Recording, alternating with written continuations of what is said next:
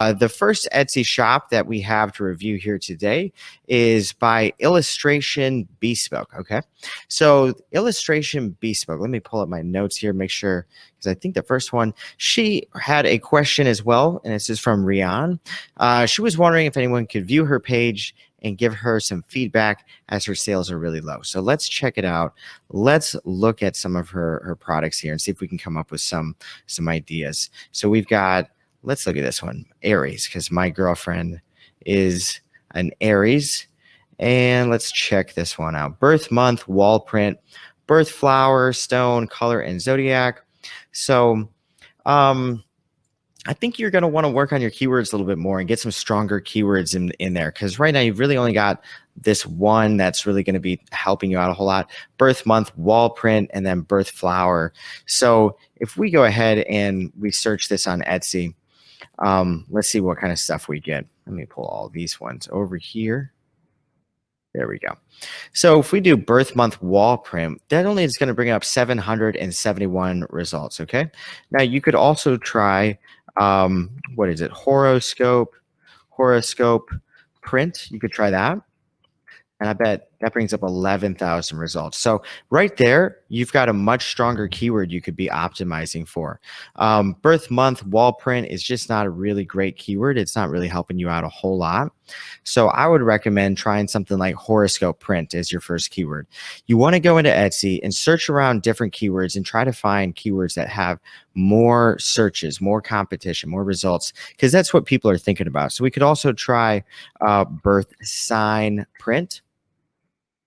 That brings up 6,373 results. So this keyword is just kind of, you don't, birth month wall print, you're just not necessarily using your best keyword opportunities there. So that's two keywords already. Birth sign print. What was the last one?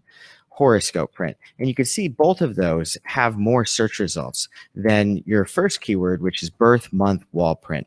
Now, also, the next one is, I think, also not as powerful: birth flower.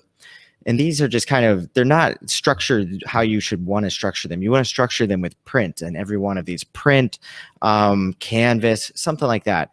When you have something just like birth flower, it's not really attached to any specific keyword, so it's not giving you as much benefit.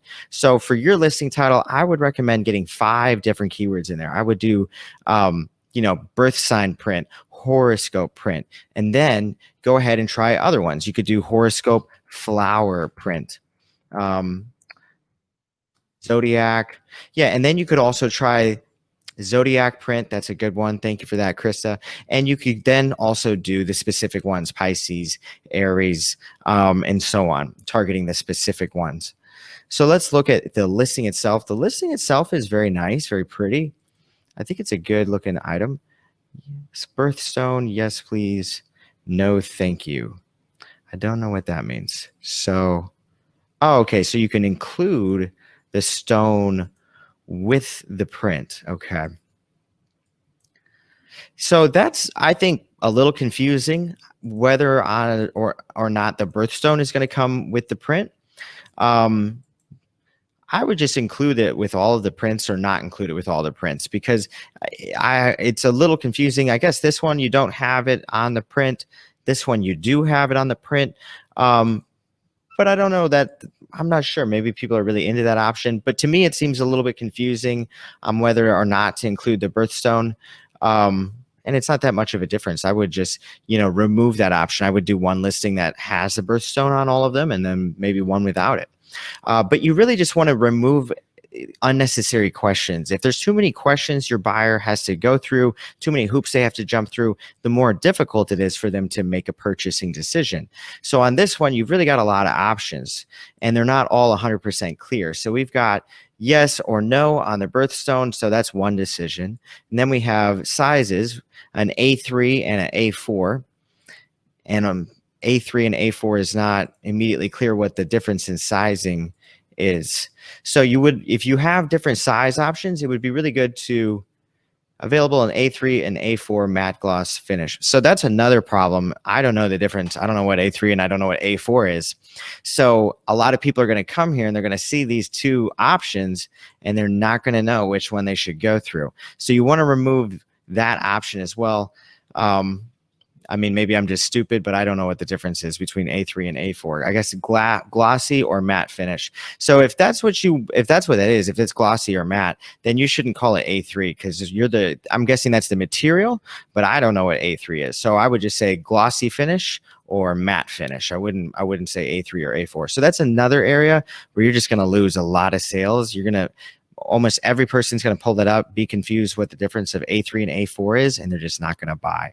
So I would remove the birthstone option. I would make that glossy or matte, and then add personalization. Um, and again, this just confusing. I don't know what this personalization is for. So this is probably the big reason people aren't buying is they're coming to your item. They have a whole bunch of questions. They don't know the answers. They don't know if they want A3. They don't know if they want A4.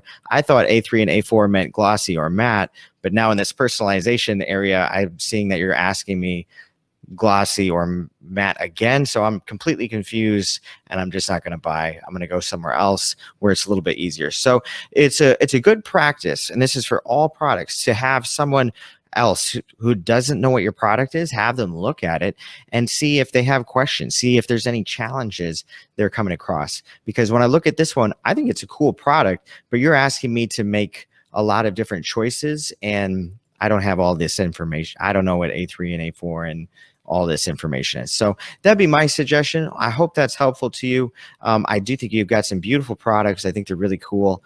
I would also recommend adding a photo showing off the dimensions, how many inches tall and wide it is. I'm guessing it probably says it down here. Not very I can't find it in the description where it says it either. So yeah, you want to make sure it's in the description and that you have a picture as well that shows off the dimensions with like a little ruler going along the bottom and the side that shows off how many inches tall and how many inches wide.